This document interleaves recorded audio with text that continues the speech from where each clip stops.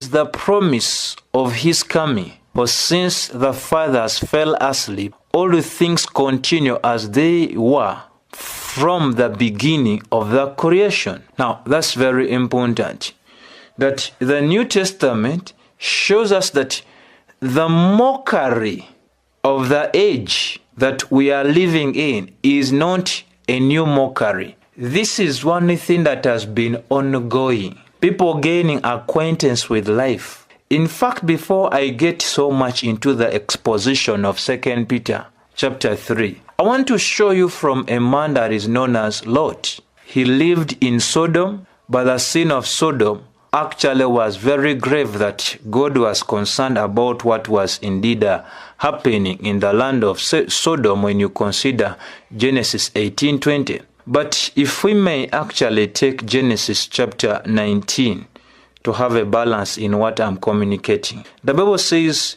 that two angels came to Sodom in the evening, and Lot was sitting in the gate of Sodom. When Lot saw them, he rose to meet them and bowed himself with his face to the earth. Verses 2. And said, My lords, please turn aside to your servant's house and spend the night and wash your feet.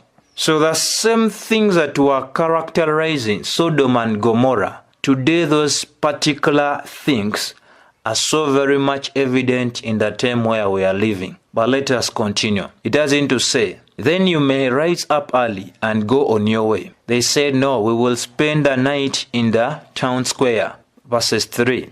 But he pressed them strongly, so they turned aside to him and entered his house. And he made them a feast, and he baked unleavened bread, and they ate.